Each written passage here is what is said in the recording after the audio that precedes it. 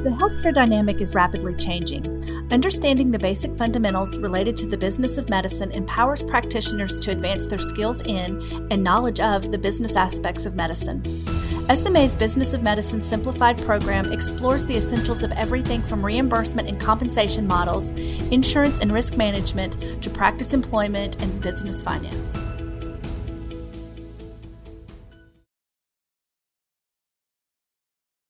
Hi, this is Jennifer Price. I am the Education Manager with the Southern Medical Association, and today I am discussing managed care with Dr. Dianne Love, who is a healthcare consultant based in Huntsville, Alabama. Thank you, Dianne, for joining us today. It's a pleasure to be here, Jennifer. Let's just jump right in and begin right away. Much is happening in managed care, both in the urban and non-urban environments. Would you please share with us the latest in what is going on? Okay, let's break this down between the urban and the non-urban because they're very different markets. In the urban market, we have commercial insurance, which is employer-based insurance, and we have the Medicare and the Medicaid, the government programs. And in the commercial market, we have a PPO, which is just a discounted network. As long as you're contracted, then you can see the patients. Then we have, on the other extreme, an HMO, a health maintenance organization, where you can only see providers in that network. And we're beginning to see, in a lot of our urban markets, the use of narrow networks, or EPOs, exclusive provider organizations, where you have a smaller network and it operates like an HMO in that there is no coverage out of that network.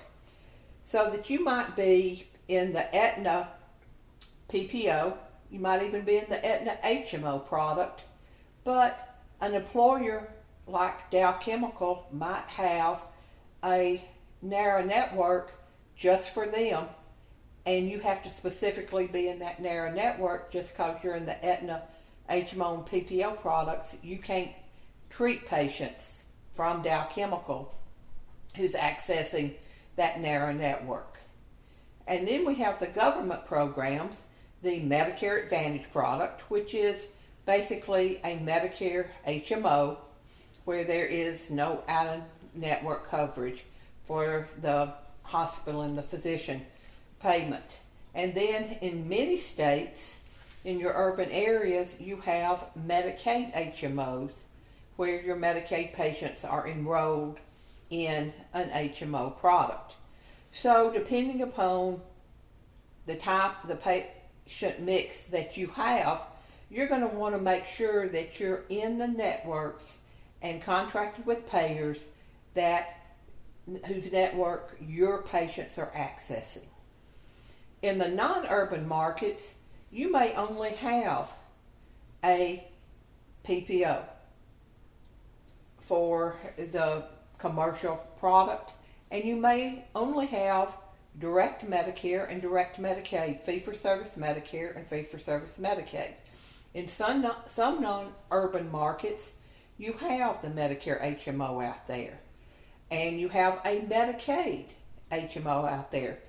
For example, somebody like HealthSpring, which is owned by Cigna, your Medicare HMO. Or, for example, with Medicaid, you may have someone out there like Molina or like Superior, which is providing for the Medicaid, and you have to be contracted with those networks in order to see those Medicare and Medicaid patients. So you need to know your marketplace, what your patient's insurance is, and make sure you're participating in the payers that are in your marketplace so that you have access to those patients. This is very interesting, and it seems like there is quite a bit to navigate as we do this. And in keeping with that, what are some strategies to help physicians navigate managed care? Well, if you are a single or solo practitioner, or if you are a small group in an urban area, you're not going to have any leverage with those payers, because if you don't sign the contract, they can go across the hall and the person across the hall will be.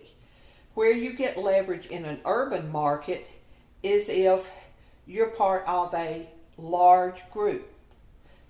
So that if you're part of a large physician group, either a multi-specialty group or a single specialty group, then you're going to have more leverage.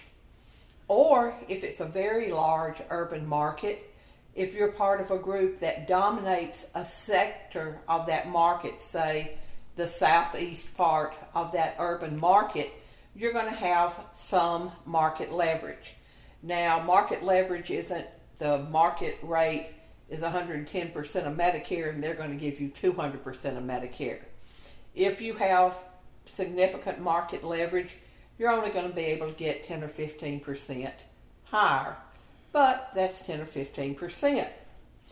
So that you can, those are some strategies that you can look at. But if you're in a small group, or if you're in a solo practitioner, then you may want to join some sort of network. You want to collaborate with other physicians.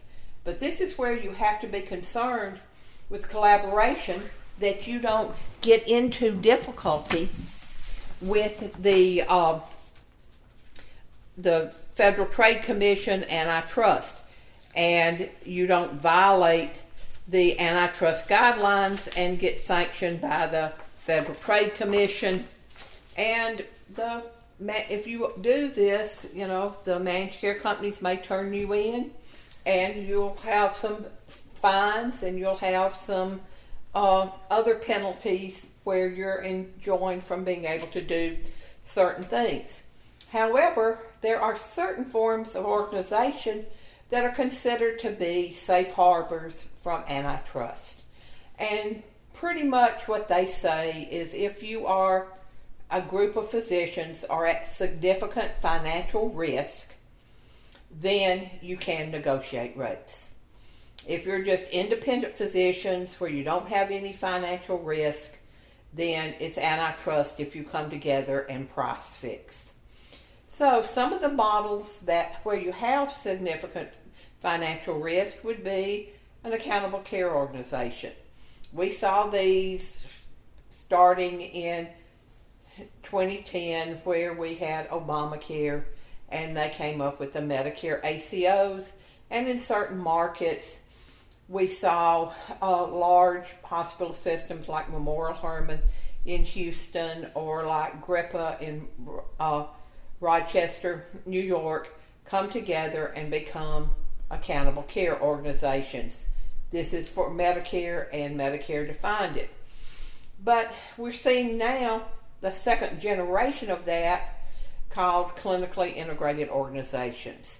They have basically certain protocols that you follow, and a number of things that you have to do in order to be at significant risk, and in order to do things that are going to give the patients or the employers higher quality, lower cost, not going to harm them. And we're seeing a lot of hospital systems put together clinically integrated organizations. We're seeing those more in the urban area because basically it takes a lot of time to do them, it takes a lot of money to do them. But those are models. Another model that you can use is the group practice, where you actually come together under a single tax ID number and practice together. And therefore you're at significant financial risk, and therefore you can negotiate rates for members of that group practice. For the non-urban areas, the individual hospital out in a town of 10, 20,000, they don't have the resources to form an accountable care organization or to form a clinically integrated organization. What they may do, though, is to participate with another larger hospital system to be part of an ACO or to be part of a clinically integrated organization. There are several rural accountable care organizations that if you're in a rural area, your hospital may be part of, which you can join, in which case you then would be able to negotiate rates on that. But I cannot caution you enough to be very careful in these organizations to make sure that you are truly at significant financial risk. You can't take 6 independent physicians in a rural area and y'all just say, okay, we're going to form an entity that's going to go negotiate for us. But you still are separate solo practices. That would run counter to the Federal Trade Commission. This is very eye-opening as the healthcare landscape is shifting. Using this information, how can physicians gain a strategic advantage? Well, as I said before, if you can have some sort of market dominance, so that we call them market makers, such that the managed care company cannot offer a managed care product without your participating. Probably the best example of this, and it's not a physician, but a hospital, a children's hospital. If there's a children's hospital in the community, you're not going to be able to sell a managed care product unless they can go to that children's hospital. And so children's hospitals have much more leverage to negotiate rates because they're market makers. You have to have that provider in there in order to sell a product. Or as I said earlier, you can dominate the geographic area of your city, your urban area, so that you have the southeast quadrant, and therefore they can't sell a product down there because people aren't going to buy it unless you participate in it. So in the urban, you have those types of leverage. When you get into the non-urban areas, if you're a primary care physician, they're not going to be able in your rural area to sell a product unless you have the primary care physicians in there. Nobody's going to drive 30 miles away to the next largest community in order to see their primary care physician. So you have some leverage there in that they're not going to be able to do or sell the product without you participating in it. So you have some leverage, but again, as I mentioned earlier, it's not leverage to where you can hold out for 200% of Medicare. I mean, most of your managed care companies are going to be paying a percent of RBRVS or percent of Medicare. And so, what the market is there, you can get 10 or 15% more. But you do have some leverage because in non-urban areas, because you have to have the providers there. Think about things for which you cannot move the care. Some things you can move the care for, some specialties where you would drive 30 miles to see a spine surgeon or something like that. But primary care is not something where you can move the care to 20 or 30 miles away.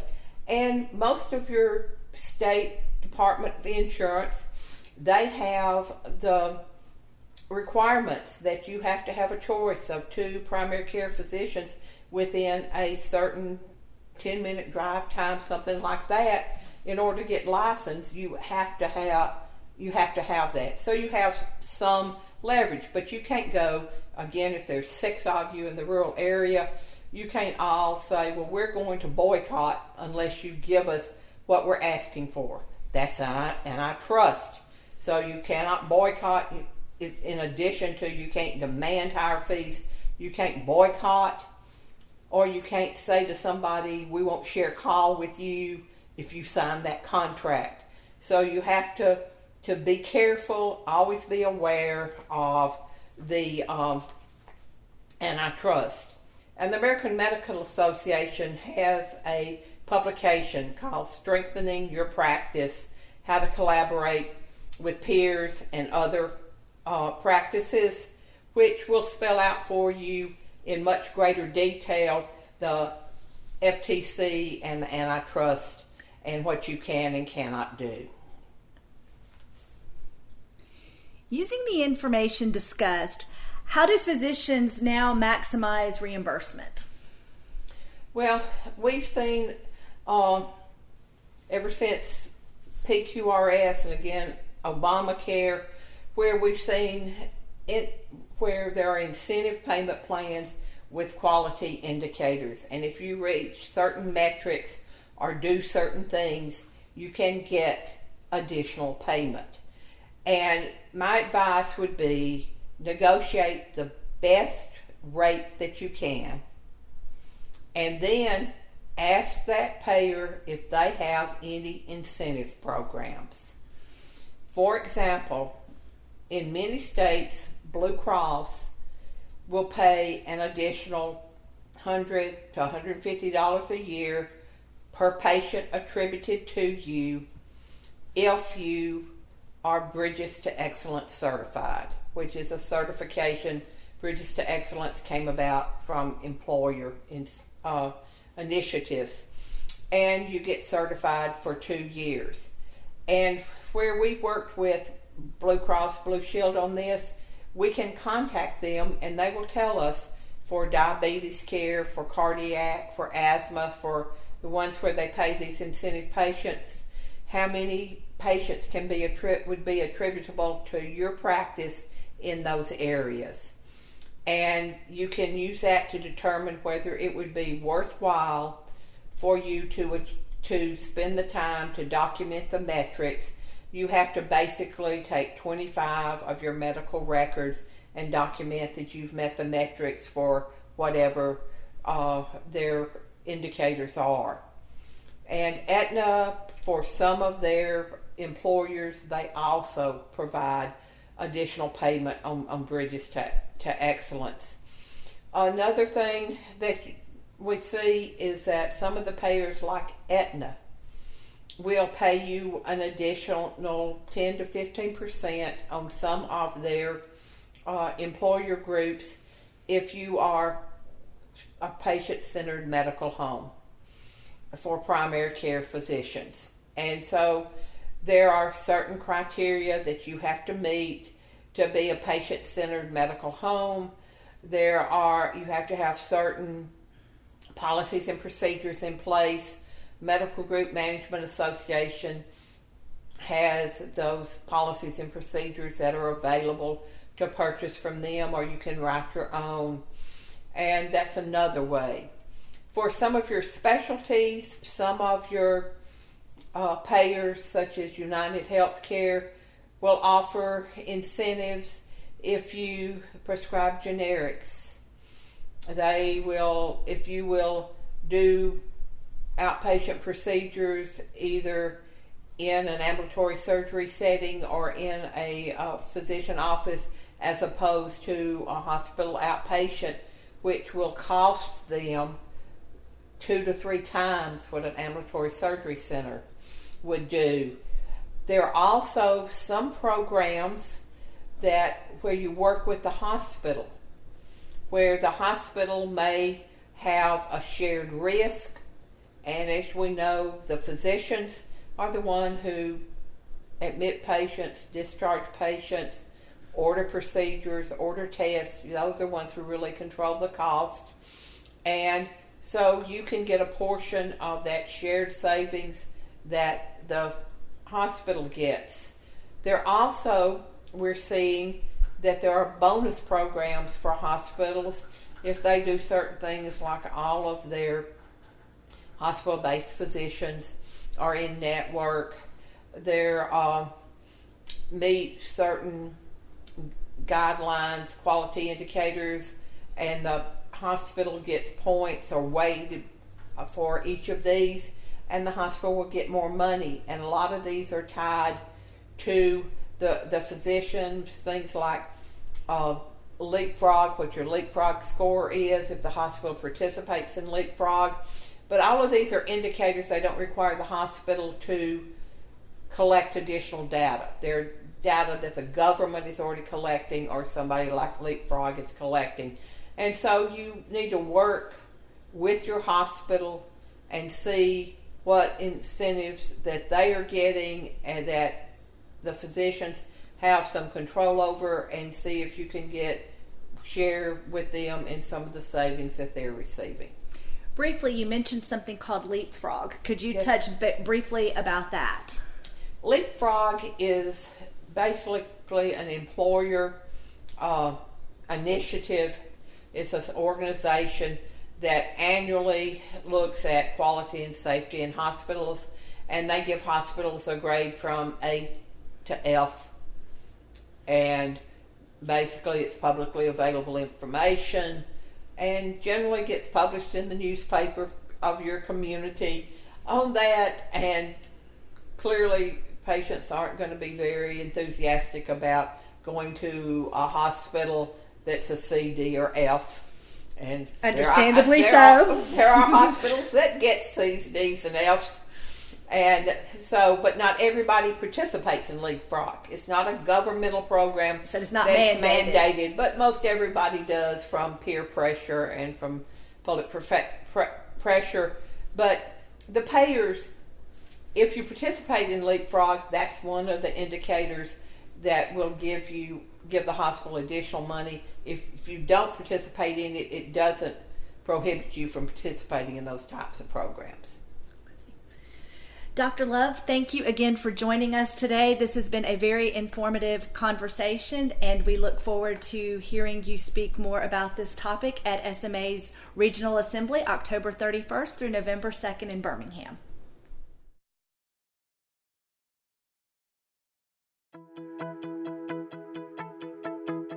Want to learn more about these topics? Make plans to attend SMA's Southern Regional Assembly June 27th through 29th in Birmingham, Alabama. Visit sma.org/assembly for more information and to register.